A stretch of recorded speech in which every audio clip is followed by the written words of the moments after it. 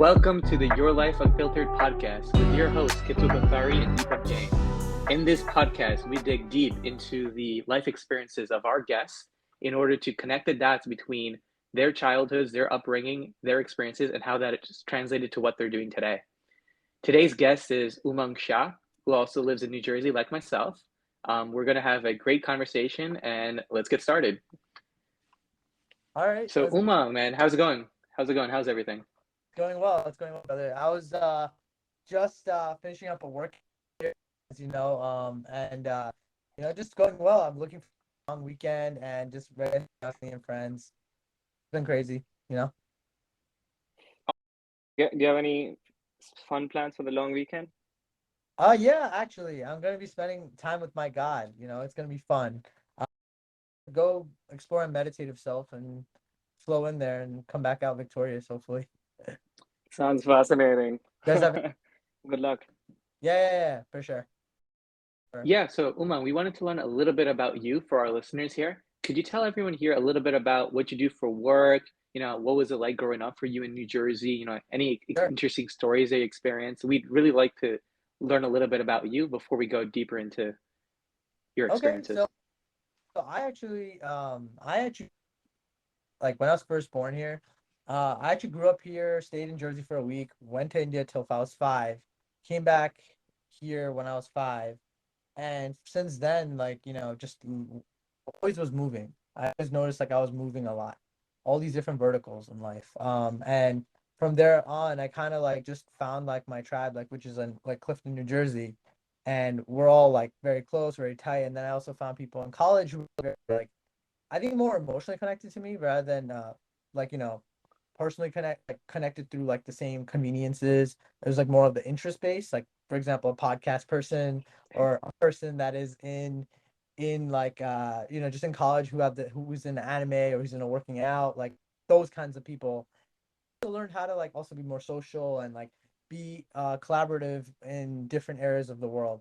So I think like my curiosity was the kind of the driving factor that kind of led me to be where I am today. Like to be honest, I don't even know how I got to the point where I am. Like, a few years back I was at NJT and now I'm like, kind of like managing people at work.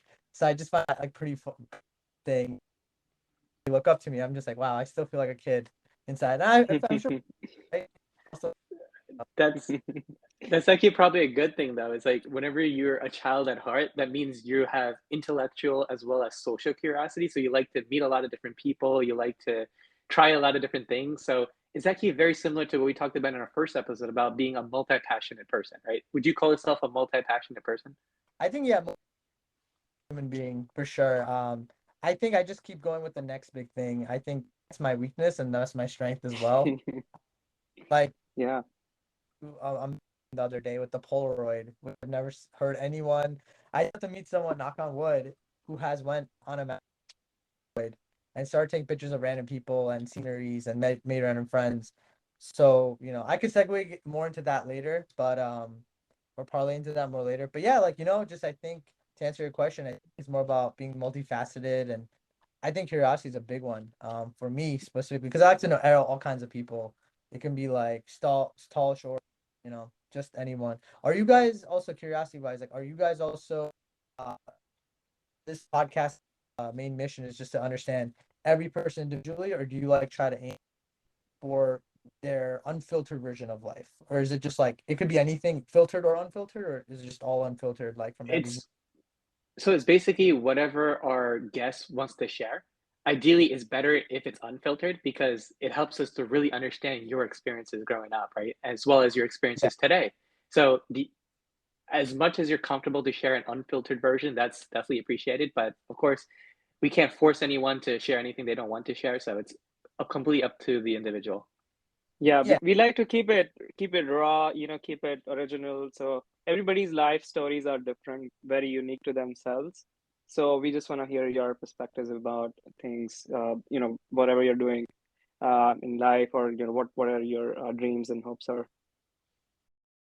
It's actually interesting. So I took a quick look through your Batwave profile, right? And you mentioned like a bunch of different animes, right? So I'll tell you one thing. I grew up watching Dragon Ball, so completely with you on all the Dragon Balls, right?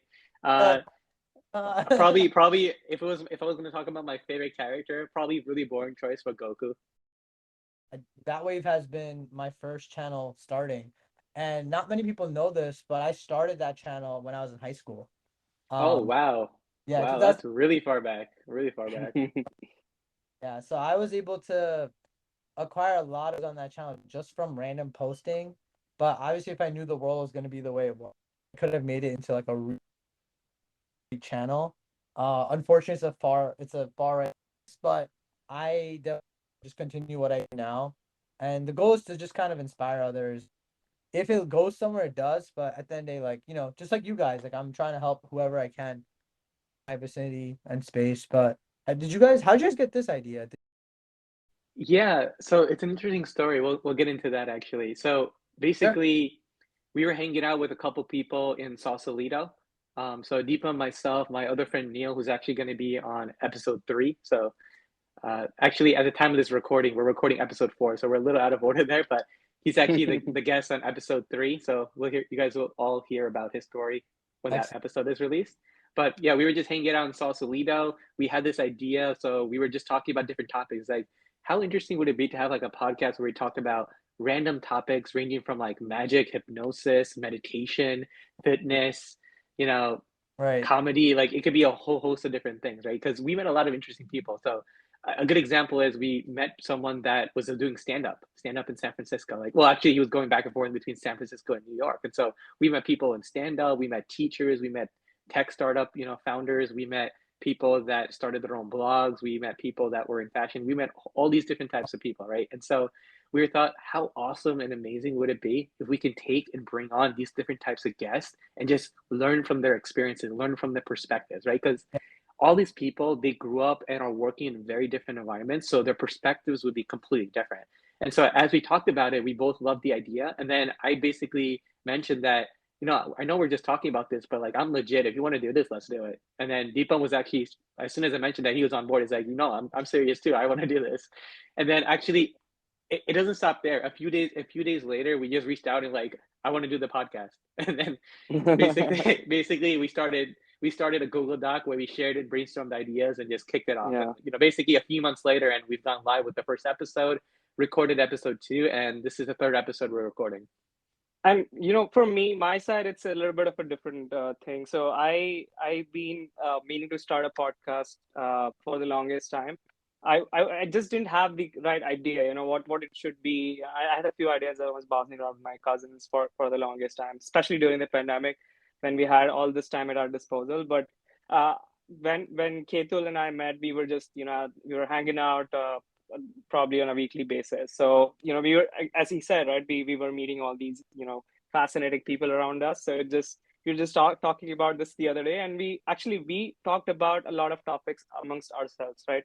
So we talked about real estate, we talked about taxes, we talked about economics and so on, and we thought it'd be a brilliant idea to bring other people on the podcast guest and just hear about their stories and their ideas as well. And obviously, we tend to, our plan is to also discuss some of the ideas that we used to have discussions on. I think that will happen sometime, once we're kind of in the zone almost. No, it's a great idea, and I think having like the broad area really give you guys more of their experiences. You only learn that when you talk to someone. At work, you don't really learn Yeah. much. To be honest, like I'll be very discreet. There's not much at work. I actually learn more about people at work, but not of work. Like, and the thing is, like, if you could bring that to like a thing, because we all have our lives, right? We all have 9 to 5. Some people have businesses. Some people have small, large, their own businesses. Some people only live off podcasts. Some people live off like their other, right? So I think bringing that like kid version of them here and talking about their would really like help them and make them also feel better as well because no, they feel heard, right? Main thing is like you're heard, and not everyone will. Not only this, like just with YouTube, but hopefully when you post this, other people will hear my story and learn, maybe the way I came up. You know, anime it's a very niche market in the sense. Well, now it was before a very niche, right? Like I grew up trying to go Super Saiyan. Unfortunately, I still haven't.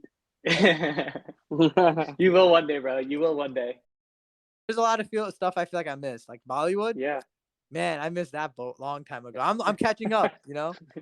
Just the other day, I was like, "What is K2G?" And they were like, "What K2G? Yeah. What is that?" And I was like, "You mean K3G? Okay, I gotcha." Yeah. So, on Bollywood, I can tell you, in the recent times, there's been a dearth of nice movies. A lot of good movies used to come out back in like 1990s and 2000. And that's my perspective. I know some people may have different opinion. It could be a controversial topic, but that's just my opinion. Like I haven't really seen, except a few, few movies here and there. It's mostly the graph has kind of gone down the last few years. So you're not missing much, at least in the recent times. So you're all Okay. good. Dude, I 100% agree with what you're saying, despite the fact that it may be controversial for some people, because I viewed Yeah. the late 90s to the early 2000s as the golden age of Bollywood. And the reason Mm-hmm. I say that is because of how much staying power those actors had, right? Like you look at Salman Khan, Saruk Khan, you look at, a lot Amir. of those famous, yeah, Amir Khan. I mean, there's so many, right? But you look at Mm-hmm. Akshay Khanna, right? All of those famous Bollywood actors, they had so much staying power. They were in movies for 20 plus years, 30 years in many cases. So when Yeah. that happens, that means that, people really love the acting of those actors. So And they I just mean, move on. I've yet to see that with the new generation, and that doesn't mean that won't happen, right? Maybe now that some of the major actors have started to take a back seat when it comes to playing the lead role in movies, maybe now there'll be other big actors taking full stage and becoming the new center of attention. But for the longest time, it's really been those headliners, it's those Yeah, headliner Akshay actors. Kumar, like you said, Akshay Kumar, Amir Khan, all those guys have just been like on repeat, right? Like repeat mode. But now I'm like interested to know because there's certain people I see glimpses of their talent in them, but then they just don't go the long way, right? So yeah, I just hope they stick around because it's just good to watch. And I hope I Yeah. could tell like, our generation, like these are the guys from our generation, can lead, but it's always like I always think of Shah Rukh SRK, like first person, or Ritik Roshan Yeah. too. Ritik Um, Roach, I forgot him. You're right. I tried his moves. Don't worry, I tried his moves when I was 16 on couple Oh. of girls. It didn't go well, but it was worth it. You know what is doing really well these days from a Bollywood perspective or Indian media perspective is a lot of web series. There have been a lot of platforms that have come up in the last few years. So TVF, the Viral Fever, is one of them. The Screen Patti, and then obviously then there are the big giants like Amazon and Netflix who are sponsoring a lot of TV series that are based on either novels or very interesting stories that you wouldn't put in a movie, but it'll be too long for a movie, really. So that they are, and they have actors like Manoj Bajpayee and directors like Zoya Akhtar directing those series. So that has tide has turned from movies in a way almost, and that is the content on web series is ultimate these days. It's just really worth watching if you are looking for new No, it's content definitely from like India. the TV plus star of American standard to like the Indian standard, right? Because Hollywood and Bollywood always go back and forth. But it frustrates me that sometimes like some of these movies don't make it because some of them are just so good. Like just the Yeah. level of effort they put in with dancing, choreo, storytelling, singers in the back, like dress up, and then the main characters have to also know how to dance, like Hmm. in coordinates to like every person as they're doing the movie. It's just like superhuman to me, right? So Yeah. you are kind of in that space of just, you know, just you're challenged, and for them to do that, Hmm. man, amazing. It's hard. Yeah, it's definitely something very unique to Bollywood only. You won't find that sort of a storytelling or the dance or the music. You won't find it in Hollywood at all. So yeah, I I would say totally agree with that. I would say my top three Bollywood movies would be I really like Gajni actually. Oh, you Um, did? Okay. yeah, and I really liked what's that American movie that I always just used to see on the plane? Lagan, Lagan. Hmm. That was my favorite. That's early 2000s. Yeah. You're And then the one with SRK and Kajol. Man, I'm forgetting. Am I forgetting that movie? It starts with a D, I think. I don't know, but it was like you a said very Amar Khan and Kajol. yeah. It was on a Pana? train. Uh, No, which one are you talking? no, Train? not Shah Rukh Khan, Shah Rukh Khan, Shah Rukh Khan and Kajol. Oh, Shah Rukh Khan. Oh, DDLJ. DDLJ. Always want to go That's to another Swiss, classic. take a picture right where they did their thing. Yeah. That was awesome. Um, Anyway, I think I want to switch gears a little bit, Umang. So you mentioned that you started this channel back in when you were in high school, right? So first of all, let me clarify. You're talking you're referencing the YouTube channel, right? Not the Instagram. Yeah, I'm referencing the YouTube channel. Yep. Okay, The anime. that's very, very interesting. Yeah, because I believe you also have an Insta page for the same topic. Yeah, Um, so the question that I have is related to that is since you've been doing this for the longest time, right? And then influencer economy wasn't as huge as it became, like right after or right during the pandemic, and it's getting even bigger now. Obviously, it started before.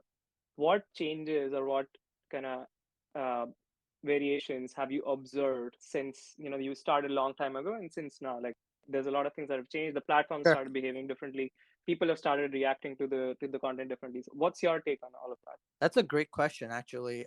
Thanks for asking that, by the way. I think it's something I always think about all the time when I'm like trying to Hmm. post and stuff. I Hmm. think the narrative of being uh I think the more quality you bring over time has like become different. Like before it was simple music, right? Like if you look at like the old music of Drake and Lil Wayne, very Hmm. simple, right? Like just a couple bars here and there and then it would just flow right through. Now you have to think of like witty things to say and things that are very like people centric rather than me centric. And sometimes you have to go for the social bandwagon, but you got to add your own twist to it. When you do that, you're able to touch people on a very intellectual slash empathetic level, and then that's how you break through like diagonally through like them and you as the users. Because back in the day you could just post whatever. I'm sure you've seen those old videos on YouTube who got like 14 15 million views for like like those baby videos, like the one with the brother and like the toy videos. Like there's so much out there. Like the little kid who was singing like sugar plum honey pie, whatever that song was. It was like 14 million views because back then YouTube wasn't AdSense, ad monetized, and second of all, it was a random algorithm. Um, Hmm. Now it's more about the people that can connect and keep those eyeballs on them constantly and forging like more attention and stuff will keep those followers for a long time, and then they take those followers with them to like the next stage of their life. So more so like a family channel. If you see like Austin McBroom or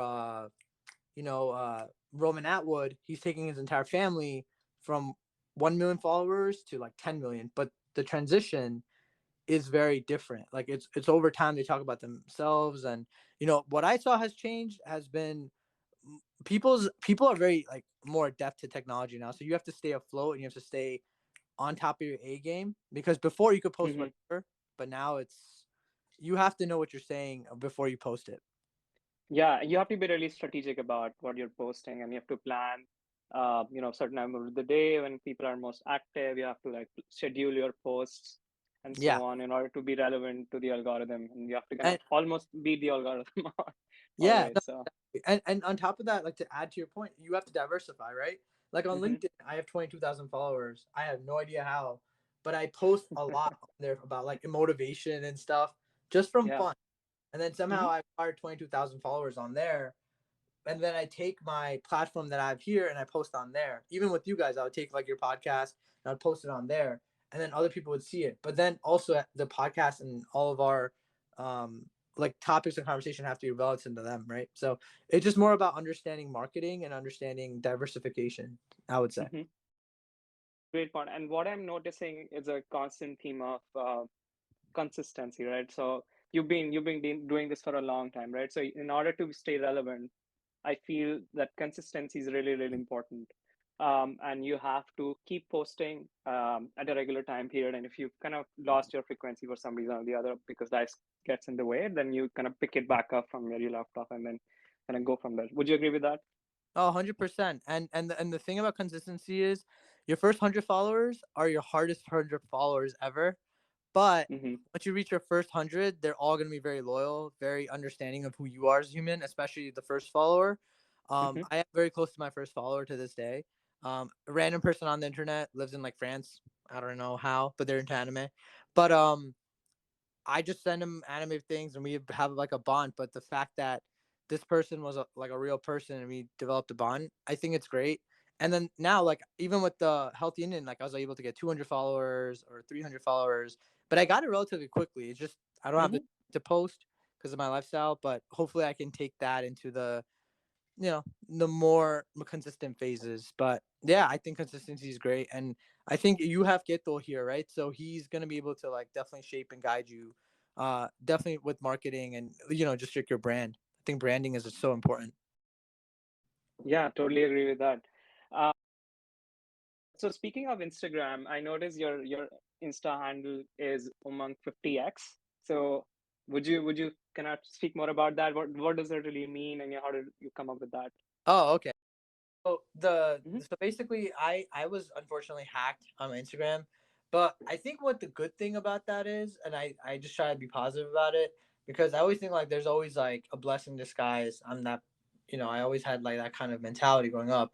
I think it's good because it gives me like a fresh restart almost, and I'm Mm-hmm. able to kind of not remember my past as much. Is mostly about like what's going on in the future and living in the present. So, and the thing is like when you have no posts and like not too many followers, you're kind of like not looking at Instagram often. So I'm Mm-hmm. not going on Instagram comparing myself to others. While when you have a lot of like followers and a lot of people on there, it can kind of consume your life. And it's not, and it comes in spurts. I think it's like you could waste a whole Tuesday. That Tuesday could have been your Tuesday, but then the rest of the week you won't go on it, but you still wasted that Tuesday, right? So you have to be careful about Instagram. Like, I like socials, but at the end of the day, you need to balance out, And does it affect you guys too? Like, is it just me going crazy, or does it affect you guys too, right? I spend an insane amount of time on Yeah, some social media platforms sometimes, so I completely hear you. And actually, I want to segue to a topic that to build off of that actually. yeah, So I recently read this article, and like if you look at some really top tier influencers like Oprah and a couple other people, one thing I found really interesting is that many of them, like Beyonce is another one, right? They only follow one or zero people, or like less than 10 people, basically. And I was actually reading about that. I was like, why is that the case, right? And I yeah. found out that the reason for that is so that it sparks creativity. Because if you're not constantly looking at other people's content, right? You're not constantly following other different people, like in terms of life updates and all that. You get back so much more time to focus on your own creativity, to produce your own content, to basically not be influenced by the direction of others. And so that from a mindset perspective and a overall outlook perspective, it kind of shifts your mindset to focus on setting trends as opposed to following trends. So I found that concept extremely interesting, and it's right in line with what you were saying that when you follow so many people, you just get overwhelmed with so much content from so many people. So I actually found that very interesting. It's like there's some really top tier people that they intentionally follow so few people, so they're not guided by the influence of others. Right. Mm-hmm. Like they're in a circle, right? Like I look at Drake too. Drake has 116 million followers, but he follows only like 200. Not even a full like too many, but it's like a few hundred. But the few hundred are like all these people like in his rap label that he created on his own, and he basically created a way of just him and his people just kind of having this close group. And his son is in it, but you can tell it's only his son. You think about like, okay, well, his son have friends, this and that. You think about like, oh, like how do they like come out with this like insane kind of lifestyle? But sometimes it's about the people you being people, and then that's it. You kind of ride with them. They're your ride or dies, and usually if they're the people that will influence you in the positive light, I think you'll be able to expand like Oprah does, or Will Smith, or other people like Kevin Hart. Like Kevin Hart's a great example. This guy, Mm-hmm. him and Dwayne Johnson, amazing, duo. I really respect them because they have like so many movies to work well together. They actually push each other, but yet like like make fun of each other. So I think that's the kind of friendship that most people should aim for, is like that, because it'll like even you two, right? Like if you have a friendship like that, I think it will be like a phenomenal podcast. But it's Yeah. about seeing eye to eye on a lot of things, right? I hate to break it to you guys that that's about to change. So what's happening on Instagram, and I just heard about it recently, it's in probably earlier this week itself, Yeah. that even though you don't have any followers, you're still gonna see some, feed like similar to TikTok, Uh, where just yeah. stuff for you, right? I don't use TikTok, so I don't really know what that means, but that's gonna happen on Instagram as well, or it's already started happening. It's already started to happen. So I'm gonna do a shameless plug for myself now for a second here. So I have a drone page called Gadget Domain, right? And so Hmm. that is one thing that I've really noticed about the algorithm now on Instagram. It's I used to get so much reach from posts, just general feed posts, like photo-based posts. Now all the reach is coming from Reels, and I'm getting absolutely no reach from regular posts anymore, like photo-based posts. Oh And my. so I resisted it for 2 solid years, right? So I've been growing that page from like zero to decent number over the last 2 years, and for 2 full years, I never posted a single reel on that account, and it was still growing. But in the last week, I had no choice but to switch because the post that I was doing, I used to get like 800, 900, 1,000 likes on some of the posts, right? Right. And now I was getting like 50 likes. I'm like, what is happening? I don't understand what's happening. It's like I'm doing Right. the same quality content. Why am I not getting reach? And Right. then that's when I connected those dots. It's now all about basically video is the one thing, and the other thing is that everyone's feed is being curated. So on my personal account, I'm also seeing that I'm starting to see in my main feed videos of people that I don't follow. It's just random people Hmm. that has content similar to the stuff that I liked. And all that used to be in the search box or the explore page on Instagram, but that's no longer the case. Now it just feeds into your main feed. There is a term for this phenomenon, by the way. I don't know if you guys know, but it's called zucking. So it's basically if somebody copies a feature from another platform and brings it on their own, it's called zucking. It's in pop again. It's a pop culture term, but Instagram is effectively zucked TikTok, and that's what's happening. So it's really gonna be on the users like us to decide how much time do we want to spend on this I platform rather than I wonder if just that term comes from Zuckerberg because didn't he basically steal the entire concept of Facebook too exactly from the Winklevi twins? Well, the exactly Winklevoss twins, but Yeah. the that's exactly right. That's where it comes from. So yeah, and I follow these guys again. This is another reference. It's called the T Boy Pod, the best one yet. They talk about like the top 10 news for market every single day. It's a high energy podcast. There are two guys who do this, and they use a lot of this terminology, and that's where I learned it from. But coming back to the point that we're trying to make before, yeah, regulating our own usage, I think it's gonna be the way to go if you really wanna regulate your social media usage. I definitely agree with that too. I mean, I've seen some posts like on my thing where like this person I know like posts like a lot, and I'm friends with her, but then my friends who are not friends with her, this person, also get their feeds, and I'm like, how do you know this person? They're like, we don't. We just coming at us like out of nowhere because she posts like, and she doesn't know she's doing it, but she's in affecting all of northeast with her posts, and she'll post like every little flower, every little thing, and it's just like rapid fire posting. But actually, though, without thinking, and the algorithm throws her into everyone's thing, so people know her now, and it's just kind of zucking around everywhere, yeah. But I think this golden window on Instagram, it's not gonna last too long. It's gonna be the same thing as TikTok, right? So if you look at TikTok now, the reach has completely died. But that's true of every new feature, every new platform. It's the people that go full in on every new feature when it comes out. They're the ones that get the extraordinary reach, right? So for example, when Reels first came out for Instagram and they were prioritizing it, people got hundreds of thousands of followers out of nowhere because Hmm. of Reels, right? When Stories came out, when people went all in on Stories, got Hmm. incredible reach. There was also a glitch that I read about where for a period of time, if you commented on a bunch of high profile celebrities comments and you had a substantial amount of reach of your own, you got pinned as like one of the top comments. Not pinned, but you came Yeah. up very high Hmm. ranking. And Right. Yeah. so people got hundreds of $1,000s of followers just by going in and basically posting relevant comments on every single celebrity's page. So these growth hack tactics, they exist at any given time. It just who's taking advantage of them and who's going all in on them. But that's really the way, if you're ever trying to grow influence from a social media perspective, it's you want to go into the platform of choice at the moment and you want to go all in on that. So I don't know if you guys are familiar with Gary Vee. I think Umang, you might be, but Of course. Gary Vee is all about that. It's whenever there's underpriced attention or there's an exorbitant amount of reach relative to the amount of content you're putting out, you want to go all in and post as many contents as possible. Gary Vee, when TikTok first came out, well, when TikTok first got rebranded as TikTok as opposed to Musically, he was always saying you should be posting 5 to 6 times a day. And at the time, people were posting once a day, twice a day. But what's really interesting is that he got proven right because during Yeah. that golden window of a year to a year and a half, that's when everyone really killed it on TikTok, and now it's starting to die out again in terms of the overall reach. Just because there's so much more competition than it used to be, Yeah. which I know Umang you were talking about earlier. Yeah, no, and also like one, I would just throw out like the two people I follow on TikTok just because it's like in they're people I followed actually when they had no followers, and these are real people. Like I have talked to them. I don't think they see my comments now because they're like at the very very high level.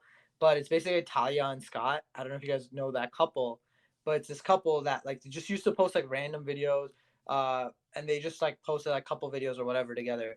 In the beginning, they posted like very very like low quality videos, but they took advantage of TikTok, and oh my god, the amount of people that love them, and then they took their platform when it brought it to YouTube, and now they have 500K subscribers. But it's so interesting to know that someone's life can change not overnight, but over the next course of next few months when a new app is distributed or is kind of catching fire. Because TikTok was originally what, Musically, right? Musically, yeah, Yeah, it And was. it was like about lip syncing, all about lip syncing.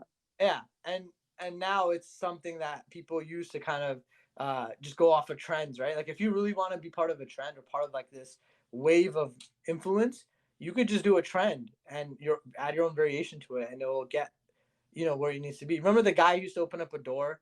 He'll go to like every person's like gate or house or something on TikTok, and you open up, and he's like, "Oh, sir, what do you do as a profession?" And then the person would tell them like, "I do this, this, and this," and he would have like a house tour of like their house, and he'll do that throughout each single house in like like Cali, all these other like prestigious areas, right?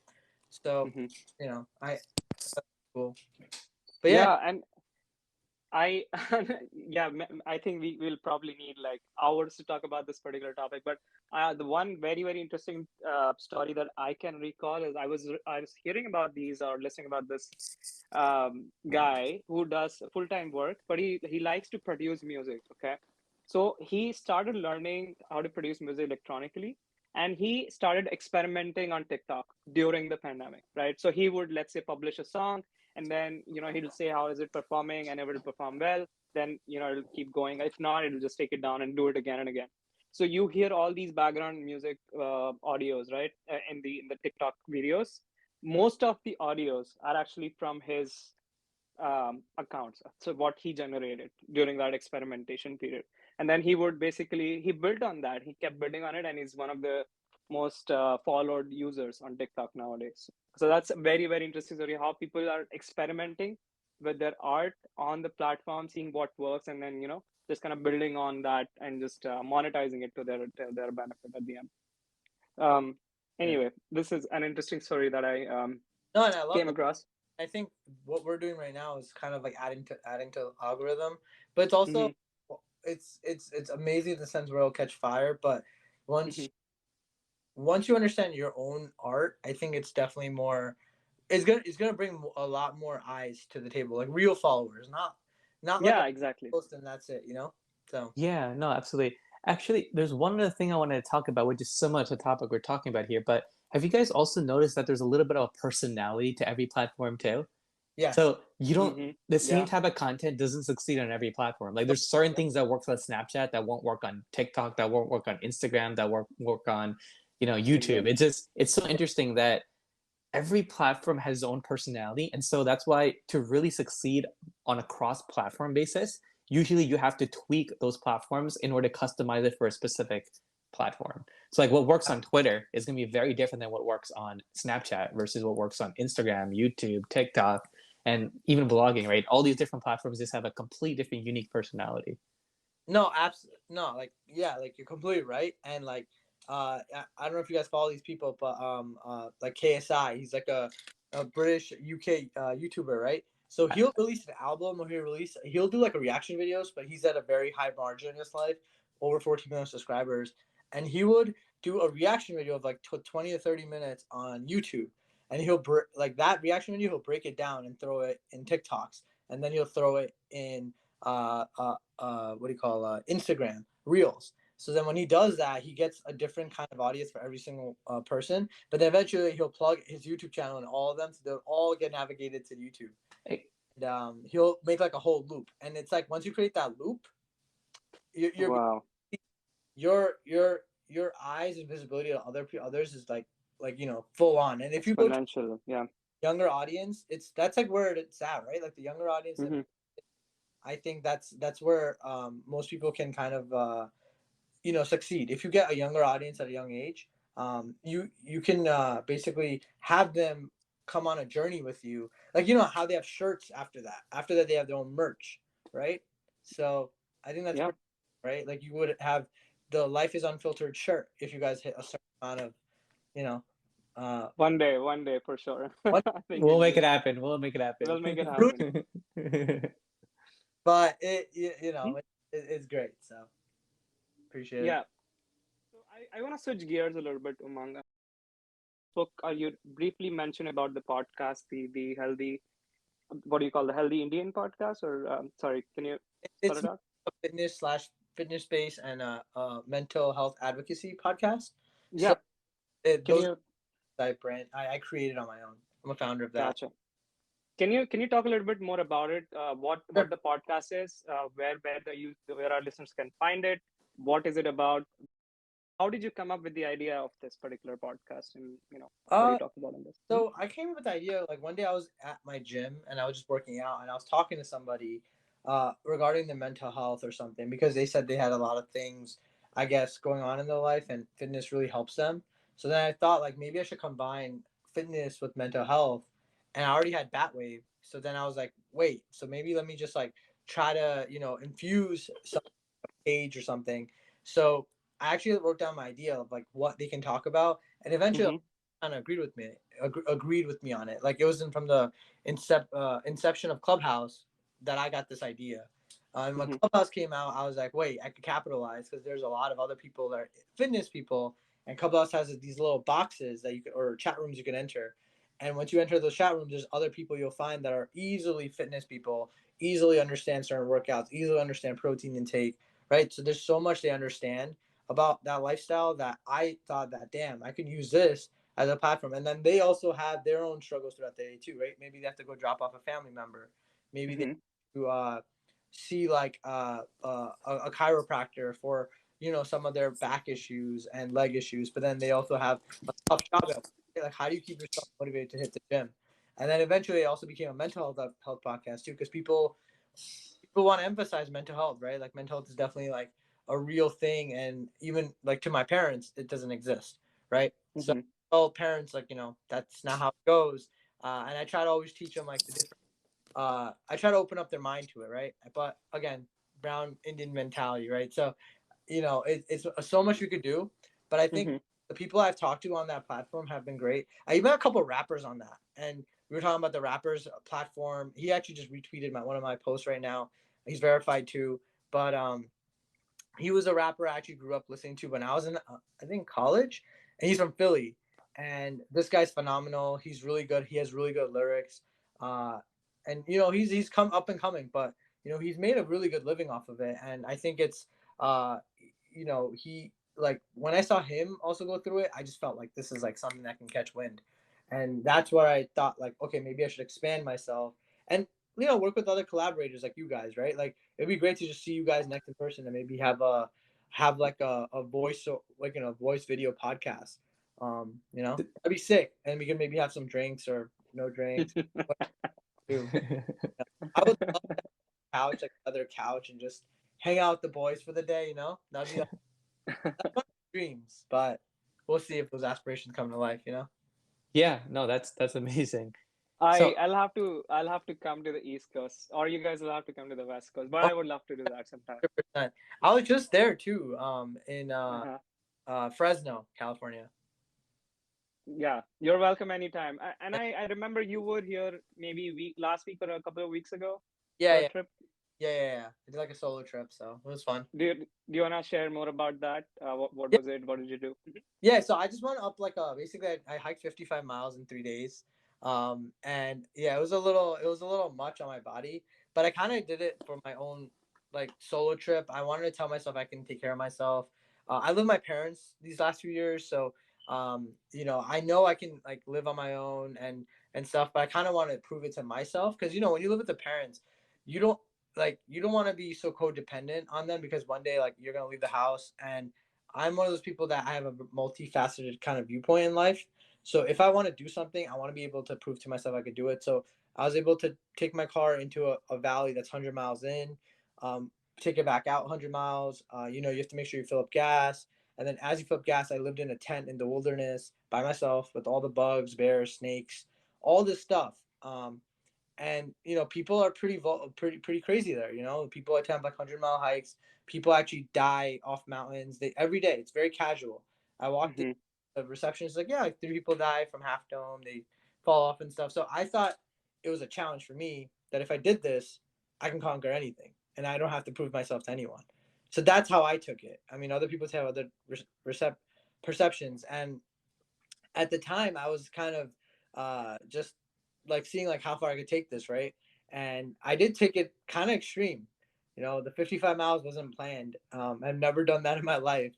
uh, Near dehydration. I had a ton of mosquito bites like this big were the mosquitoes that were there, and I had to like we had to shower with them, and it was like really tough. It was probably really grueling, but I think I learned a lot, and I took notes about like my own mental like state of mind, going through all the motions, going through like the nights, and sleeping in a furnace with no like water, no fan. So I felt like I kind of conquered something that I thought that I couldn't do, but just because I have an IT desk job and I live in Jersey, and we have so much technology, and when you're coming back from that, man, I was like gas station, like tacos, like I'm Civilization. back. And I was like so happy. I was like, man, I'm glad I'm back. Yeah. But So I want to switch gears for 1 second. So Umang, we heard a lot about you. There's one more thing we really want to learn about you. It's if there was one thing that you would say about yourself that is the most interesting thing about yourself, what would that be? I would say I would could it be like a weakness too, but like in a way it's like a strong dead swords. Like it's a two-edged sword, basically. Yeah, sure. For Absolutely. sure. Mm-hmm. I would say I'm somebody that is very versatile slash impulsive. I think that would describe me because a lot of times in my life when I was impulsive, things worked out every time. Um, and like this is how I got this job, right? Like I was a database administrator. I was in a tech job. I love coding, and I know my strengths were in the like people business. But then I was like maybe I should do this, maybe I shouldn't. I took the impulsive decision one day to take this job. Hence, I got this job. Same with when I also wanted to invest in a house. I didn't think I could do it. Then I learned everything. Took the impulsive decision for a month and a half to learn everything about it. I was able to have a profitable business. Then even with dating too, when I'm impulsive a little bit, but when I feel it, I'll take that impulsive decision. So it's kind of like impulsive, but like I would say listen to your gut rather than other people around you. And I think that's when it works out every time, because you have to believe in yourself nowadays more than what you put on, right? Like the face that you put on other people. So I think I got to that point in my life right now that I believe in myself 100%, maybe 1,000%. So That's wow. That's incredible. yeah. I actually wanted to dig a little bit deeper into what you just briefly mentioned about real estate, right? So I know I think it was what during the pandemic, maybe the last year and a year and a half that you got into real estate. Do you want to share some a little bit about that with our listeners? Yeah, basically I had like this dream, right? I was like, wait, like I'm single, I've on a couple dates, there's nothing stable going on. So on the flip side, I was like, wait, there has to be pros to this. So I was talking to a couple of my friends, family, people I am close to in my circle, right? And they gave me an idea to invest. So I was like, let me invest. Let me invest into something that is like an appreciating asset rather than a depreciating asset, right? So I invested in Pokemon cards to start off actually. My first investment. I bought a base set Charizard, which is dope. It's retailed at 80% more the value now. So, and that was a smart investment. Impulsive as hell, once again. But the next one right after that was like, my mom almost had a heart attack and she's like, you threw your bonus on that. Well, I'm sorry, mom. I had to do what I had to do. And then it was the house. And then once I got the house, I sat down, I watched a couple YouTube videos, I understood how like mortgage works, closing cost works, how profitability works.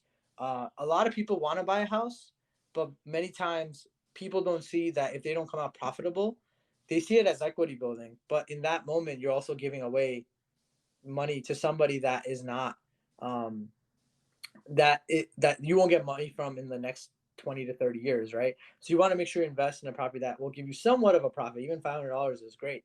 So, and plus on top, pay off your mortgage and your taxes. So I was able to do that flip, and then I got it to be where it is. And also the property where the location I invested in was pristine, right? So my value of the house also went up like 50, 60%. So I think like just an investment and idea, a lot of times we have ideas as human beings, but we don't write it down on a piece of paper. And our brain tells us so many times what the right thing to do is, but then we always doubt ourselves because we look at social media and stuff. So I would say just to take away from this, just real estate is one of those things that um, I didn't see myself like long term getting into it, but then as I got to know it, I was like, wait, this is actually a great investment. And again, I'm an impulsive person. I like to diversify, so it was like the perfect next step, right? And thankfully, my parents and like longtime friends have like really helped me and supported me to it. And a lot of people are reaching out. They feel like they shouldn't they should invest, but look what happened now. 6% interest rate. So Mm-hmm. right before the pandemic too. So I guess a great investment on my end, right? So are you guys Well, also to real estate, or are you guys like trying to get into that?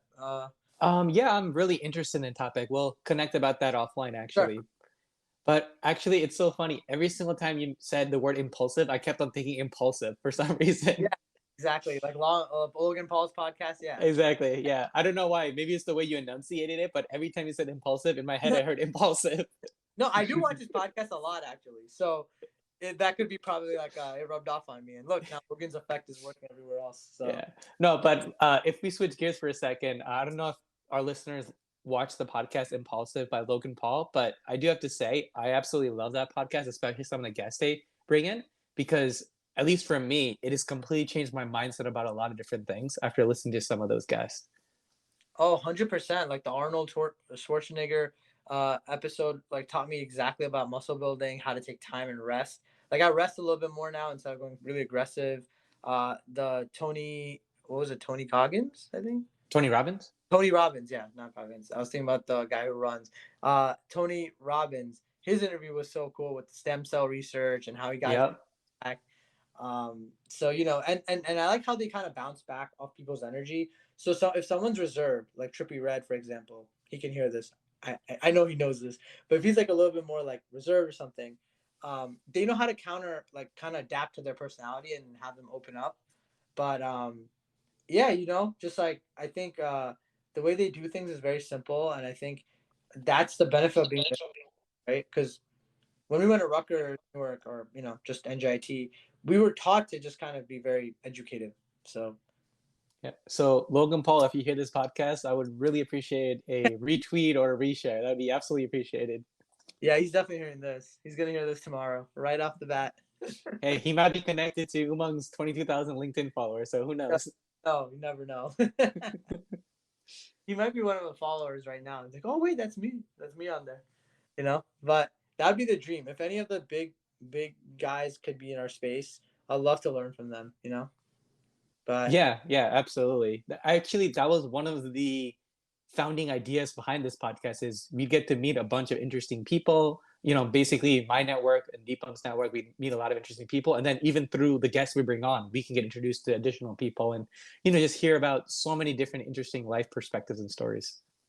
no, and it's a great concept to have. You guys will meet a lot of new people that way, and I think networking wise, it'll grow your network circle, right? Like if you ever need a favor from someone, or they need a favor from you, you always like have a helping hand, right? Like the person I'm working with right now who's verified Instagram, like a lot of people have asked me for their information and stuff, and I keep it to myself.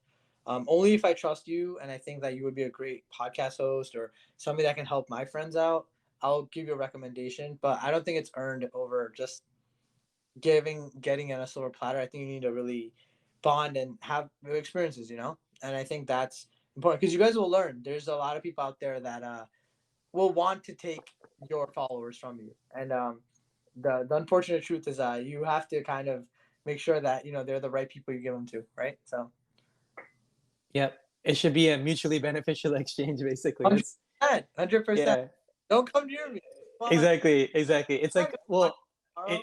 it's interesting you bring that up because I view that as like the first rule of business, right? It's that anytime you do an exchange, there has to be value for both parties and an equal or at least somewhat equal exchange of value. Otherwise, what's the point, right? 100%. I agree with that, and I think that is very different because I mean that's the same as like how just like how equivalent exchange is, right? Like I don't know if you watch Full Metal Alchemist Brotherhood, but the law of equivalent exchange is basically just you have to give in to get something, you have to give up something, right? So you have to kind of like make sure that whoever you're giving up as like a follower or whoever they bring value to the table, right? And yes, I have watched it. I watched No the way. yeah, the anime version of it. So I don't know if it was Great. a Brotherhood, but Full Metal Alchemist I've watched. I don't know if I think there might have been a kickoff. What's the word? A spin-off of that maybe. But Yeah, there's two variations. There's just Full Metal Alchemist, and then there's Full Metal Alchemist Brotherhood, the remake, because the Full Metal Alchemist one, I think it was just too vulgar, too geared towards like just like history, like World War III and just the Nazi era. So what they did was they like revamped it to like just be like anime. It's still like pretty dark, not bad at all, but they just didn't make it into that. It was just it got over a couple of complicated. Like Ed and Alphonse in the first one were like in World War III through a time portal, which I thought was kind of very left field, at the end of the series. yeah, I don't remember which one I watched, but I watched one of those. I don't know which one it was. Probably Brotherhood because a lot of people like just forgot about the first one. So, you know, but yeah, it's pretty great. But yeah, I definitely recommend I definitely recommend connecting with others on a personal level. I think it'll help you guys out for sure. Um, So Umang, so I did want to go into one of our favorite sessions on this podcast, which is the rapid fire round, where we just ask a series of questions just to get to know you a little bit better. sure, Are you ready for this? let's get it. All Let's right. So tea or coffee? coffee, Okay. Mountains or beaches? mountains. Morning person or night owl? What if I'm both? Or is it just Is it possibly be both? Like yeah? what? I do wake up in the morning, but I sleep at late at night sometimes. So okay, morning person. I'll just say morning person. Morning person. Okay. More of a morning. What's your favorite comfort food? Ooh, Taco Bell. Nice. Sweet. Favorite virtue in others? Favorite what? Favorite virtue in others? Favorite virtue in others. Like the act of giving, or like just like community service. Okay, so like generosity, basically, you mean? Like, No, just okay, like offering without me asking. Like if someone offering to pay, I think that's a very generous thing. Or it's just saying thank you after you pay. Like on a date, just mannerisms or the willingness to kind of go out of their way to help you, rather than wanting something in return. I don't know what you call that. Chivalry, I guess. yeah, I guess chivalry is part of it. I almost view it as like generosity almost, Generosity, or like selflessness, where it's like you're not focused around you, you're focused on helping others or adding value to others. kindness. Okay, that's true too. That's kindness is the perfect word. Thank you, Deepa. Thank you for dropping that message. No, that is spot on. That is spot on. So basically, just being a good person. Yeah, why not? All right, all right, and then final question: what is your biggest accomplishment in the last 1 year? I would say, it's like that's a good one because I had a lot of accomplishments. I would say probably just, that's a good one. Half marathon. I have three big ones. Can I just say all three? Go for it. Okay, half marathon, the house, and Yosemite. I think those three are the huge ones because those three are pretty solid in the last year. Yeah. Okay. Well, actually, we have not heard about the half marathon, so let's hear the story behind that. Is that Oh something you always wanted to do, like when you were little and you just went no, ahead and do it, or? hell no, hell no. I was never a runner. I became a runner recently, more of a runner, I guess. But I did it because a couple of my friends were just really into fitness one day, and they wanted to kind of just like do a thing where because a lot of the guys on our on our group or single. So we're just like, why don't we just do something fun for one day, right? And just do us, right? So we kind of just planned out we'll do this half marathon. It became a group chat, then everyone just started commenting on it, and then we were like, we're actually doing this. And as the day got closer, we're like, are we doing this? Are we doing this? Are we doing this? And then the day of, it was raining, so we actually ran in the rain like 13 miles. Um, Oh wow, 13 miles in the rain. That is a lot, yeah, actually. one person on and So what is it, like 3.5 hours, something like that? 3.5 hours of no, running? in 2 hours actually. Oh wow, that's a fast pace then. Okay, you're Yeah, running at a really fast pace. 11 miles per hour. But I had a friend who was only supposed to do 5 miles, and he finished in an hour and like 30 minutes. But so we were just going for it, but then somehow it became like this whole let's do our best kind of thing. We start pumping each other up. We're like, we ain't gonna do that. We know pushover, so we just did it. And then it was awesome seeing other people, all ages and stuff. A girl younger than me, like 5, 6 years, was ripping the whole thing apart. She was doing a 26-mile thing. So it was definitely a great achievement. I'm grateful I could even do it, and I have that medal dangling in my face. So it's like another self confidence booster. So that was amazing, man. I'm so grateful. So yeah. That sounds like it's like a life-changing experience for you. So that is absolutely incredible. Yeah, yeah. A part of my reason I did is because I want to do Mount Everest one day. So I definitely want to just challenge myself. That's my biggest goal in life. Mount Everest, probably. So Oh, okay. Oh, so like, are you gonna do rock climbing too, or have you gotten into? Well, actually, I yeah, do remember you posted something on Instagram a while ago about rock climbing. Do you yeah, remember that? they're like in the gym, but I wouldn't do free climbing. Free climbing is like just too dangerous, and personally not my cup of tea. It is a little risky. After I saw people on Yosemite fall off the big mountain, it was a little scary, man. It was like I was mortified, so I was like, nope, that's something I don't want to take a risk for. But Mount Everest is just hiking. You're hiking at a very, very, very high elevation, um, but only pro hikers and people who really, really train can do it. And it's a 10-day hike, and it's really extensive. Wait, really? So I've read some stories, right? And from what I've heard, there's also it might be a 10-day hike to actually make it out, but there's almost like a couple weeks you had to stay at a certain elevation practicing in order to get your body to adjust.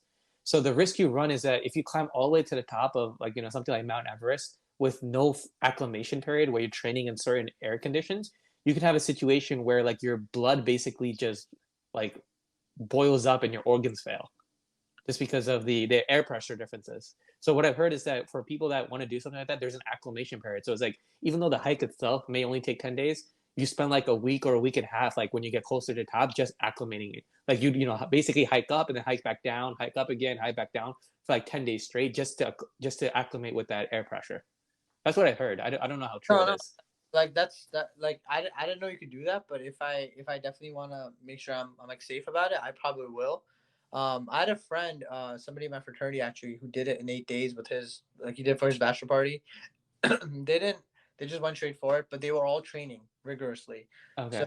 their cardio was up. They all had a very good body fat percentage. All of them had like half of them had like six packs. Like very very healthy individuals that can like had really good stamina for sure. And they were also very like they were training for months before they went on.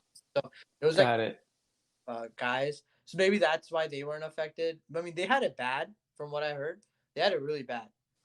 Well, not bad, but it was just like like you said, the elevation and then going bathroom outside. But other than that, I mean, it was just more about like what they trained for, right? So they were able to pull off the whole hike and reach Everest base camp.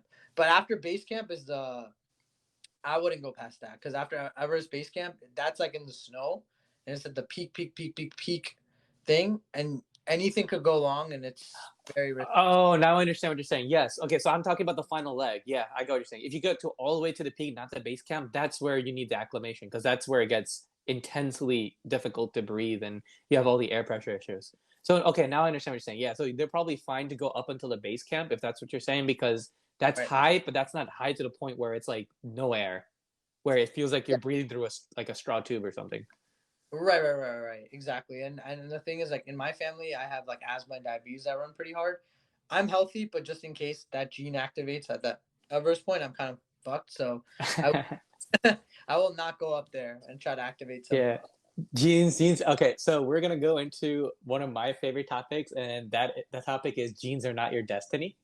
And the reason I say that is I don't know if you know about upregulation versus downregulation of genes, but just because you have the wrong genes doesn't mean those genes will manifest.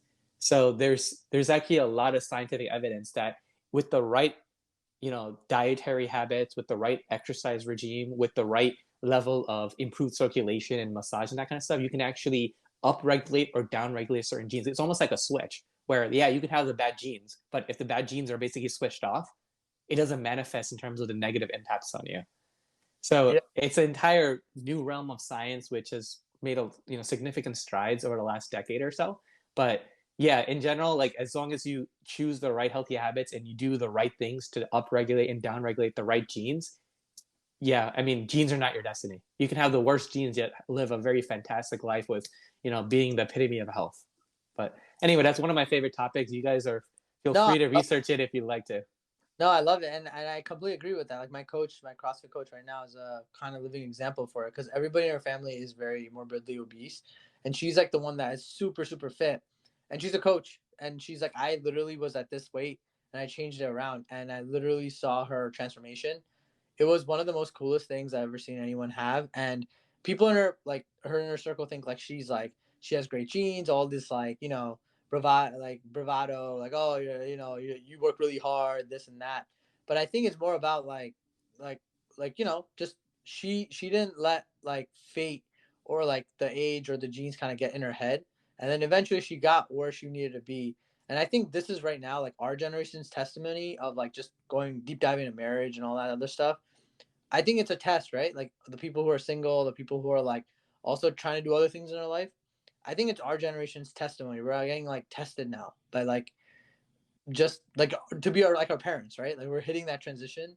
So either you're gonna be strong and you're gonna make it, or you can just wallow in your own, failures. So I think I choose the first, the former. Yeah, no, absolutely.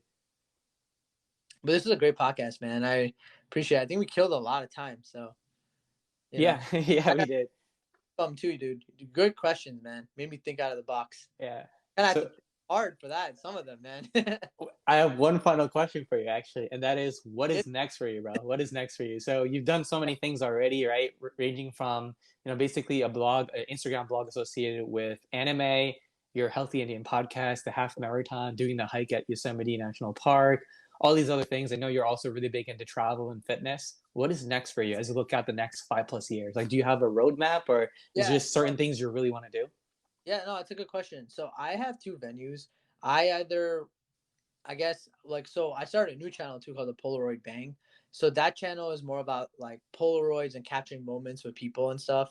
I'm trying to invest into other people. That's another new habit. So maybe I'll invest in your podcast. I was gonna invest in my friend's podcast, just like a silent investor, kind of like show up, show out, um, be an influence, and whatever happens, like successful or not, like you do what you need to. But I think that's one venue I want to go, and then the second venue is kind of like seeing seeing more of the world and just seeing more of what I can do individually, but then also kind of like settling down a little bit too. I think that it's time for me to stop, just being around the bush a little bit, but not to like subjugate myself. I think find someone that will, I guess, improve who I am as a human, but not like put me back, right? Like I still want to do all the great things I can, but I think it's also about like prioritization and also like giving it my fair shot. Like if it doesn't happen, it's not into the world. But I think that's definitely like in my realm right now. But I think just more like being more ventures and try new things. Uh, so and definitely I would say definitely like traveling more with new people. So like we're going to Princeton sometime in the next week or so, right? So I think that was like one of the things I wanted to do is like get a bigger perspective on life. And I think you and me connect very well on this topic. Like we want to like be an influence. We want to like help people, but on a bigger scale, like, we want visibility in our lives, right? Like we want people to see like we made an impact. I think all three of us No, do. you're spot on. I think Deepam is exactly the same way, right? It's and you Yeah, are as well as myself. It's I think the biggest thing is you cannot really make an impact in people's lives unless you have influence. And that's also I mean, there's so many reasons. We talk about this a little bit in the first episode, but there's only so much you can say in like, you know, a 1 hour podcast. So one of the other driving reasons we want to start the podcast is because we wanted to enhance the life perspectives of our listeners, right? And so in order to do that, you need influence. And the second thing is what you say needs to be impactful for them. So you're spot on with exactly what you said. It's we want to have an impact. That's part of the reason we started this. It's enrich ourselves and the lives of our audience. No, that's all it's about, man. That's all. You just gotta go for it, shoot your shot, and just like keep grinding. I mean, people will call you so many things. They'll call you cringe. They'll like think you're annoying. They'll think like you're posting in too many stories. They're gonna also see you happy and also be like supporting you. They're gonna give you good comments. The good thing, like as Drake says, don't get caught up in the highs or the lows, right? High meaning you're at a pedestal, you're getting those views, everyone's like fanboying you, right? But then the same people, if one day you post like a video you want to post, and then those same people will shit on you and put you down. So it's always good to kind of take criticism, but don't let it get to your heart. Just let it just let it show through your actions. I think that's the biggest key player. I mean, I'm only saying this because this is all I've done my whole life, and it's I'm a unique human being, so I think that's what I believe. So the one thing you brought up there, I actually absolutely love. So that what you mentioned is whenever hate comes your way, not to let it get to you. But I actually want to take that topic one step further, and it's actually I'm borrowing from Gary Vee. There's certain people that I really like closely follow. Tony Robbins is one of them. Gary Vee is another. Logan Paul. I mean, there's a handful of people, right? But one thing that I absolutely loved about Gary Vee's messaging is that when you see someone post on like your social media like hate, view it as a compliment, because what that is it's an opportunity for you to basically not only change their mind but to show compassion back to them. So usually like you want to think about their mindset, right? Like what does it take for someone to go and talk to a random person they don't know on Instagram or Facebook or TikTok or whatever it might be and spread hate? There must be something going on in their lives that is triggering them to do that, right? And they're lashing out in that way. So Yeah. the best response you can actually do is basically show compassion. Say, I don't know what's going on in your life right now.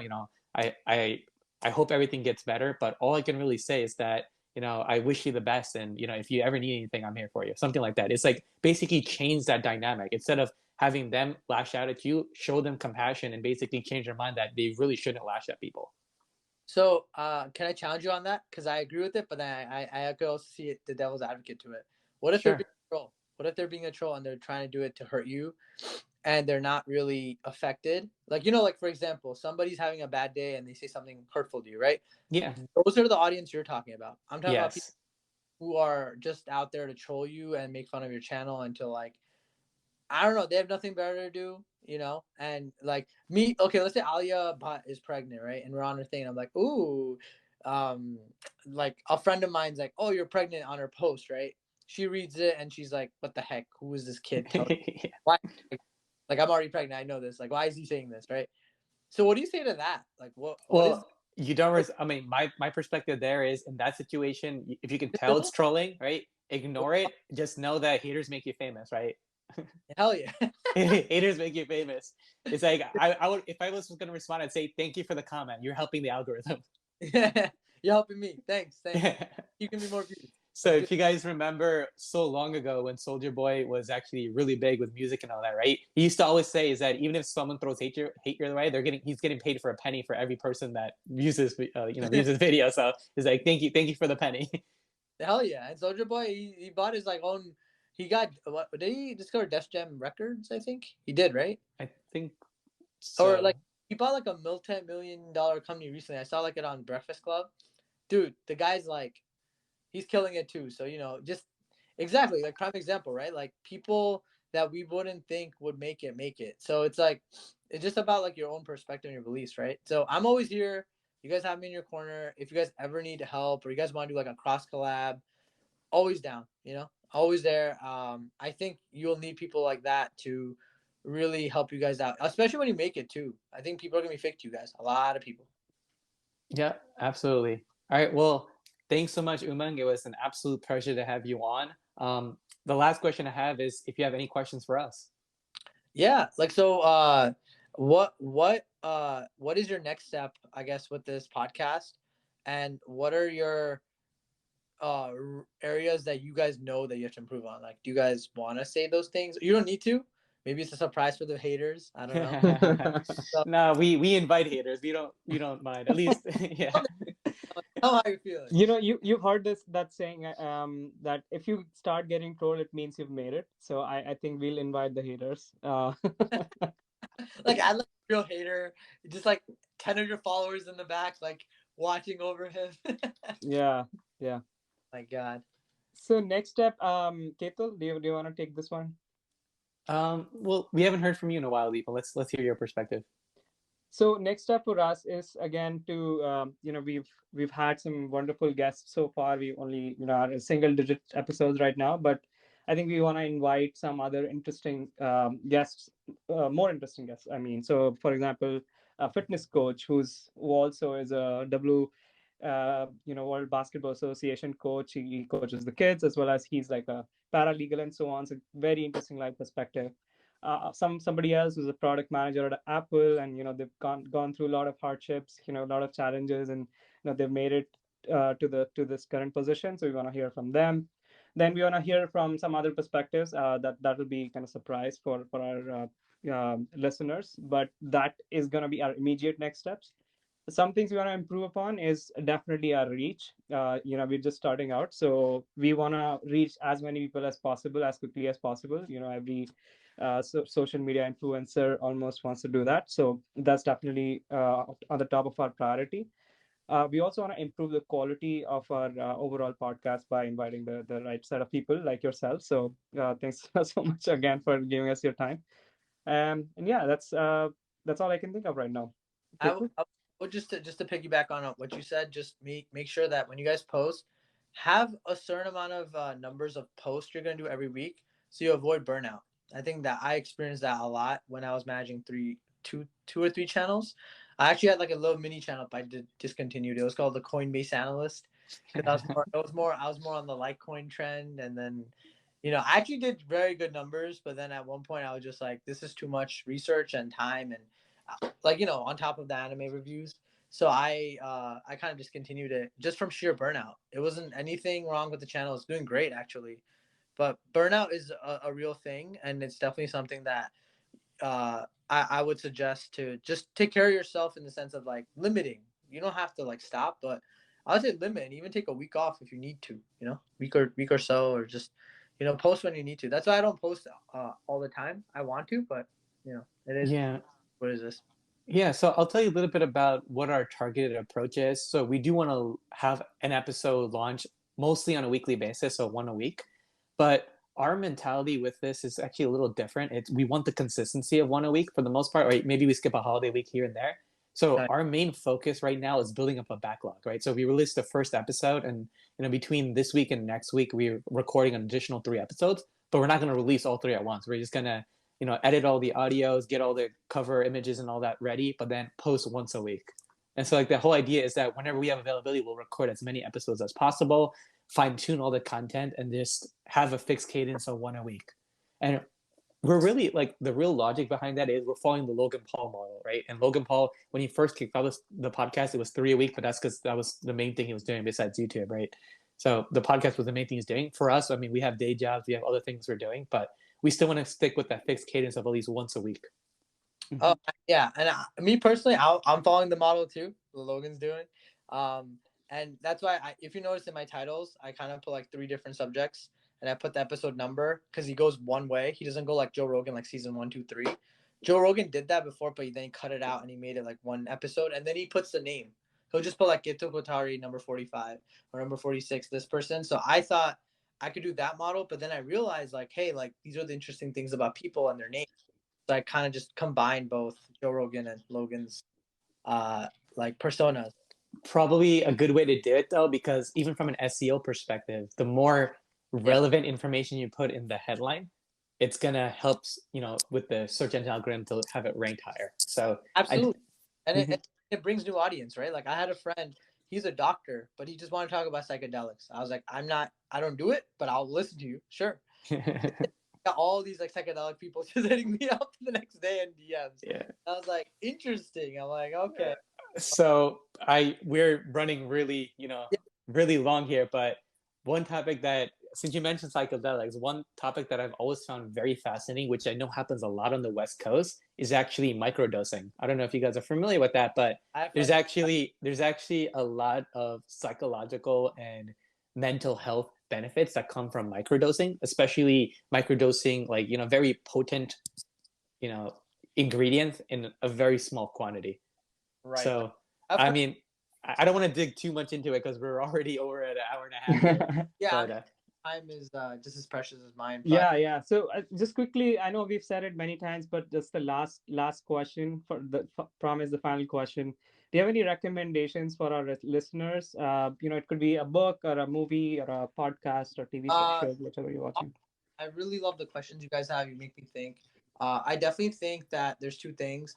Definitely read books, but I would say try to like in the morning. What I do is I try to talk to myself a little bit with my diaphragm because I think I looked it up the other day. It like opens up your voice, so I think that's really good for the podcast sake, and then for knowledge sake or just to learn. Read the Fifth Vital by Mike Miljack or read Think Like a Monk by Jay Shetty. I think those two books really influenced me. I know they're a little like new books, but I think they both shape your mind. Like one will tell you about like all the drugs one can do in their life and how the hardships they come over, but the other one will tell you about how to think with a stale mind. So that mind, like you're very one-sided. You're not always like wavering, right? So you have to think like a monk, as you would say. But those two books are my recommendations, and I think what you guys are doing here is great, and definitely taking the time to refine your art is great too, because this is all an art, right? Then it's like a digital or meta art, people would say, right? But hey, maybe in the future Absolutely. we'll take each episode of the podcast and turn it into a NFT. Who knows? thing, and you guys could digitize it and imagine to start selling ETH. Oh, Exactly. Or what we can even do is, if we have certain listeners that we think added tremendous value, in terms like if we want to bring on guests and pay them for it, it's like we basically securitize it as an NFT and just give it to the guest that's on the show or something like that. It's like that's the value, and it's like you can do whatever you want with this. If you're able to sell it for a significant amount of money, kudos to you. yeah, or start like selling my Polaroids. You'd be like, oh, by the way, Healthy Indian, he's a Polaroid like thing. You no asset for coming on the show. Yeah, exactly. Yeah, that'd be awesome. Take care. Take care. Bye.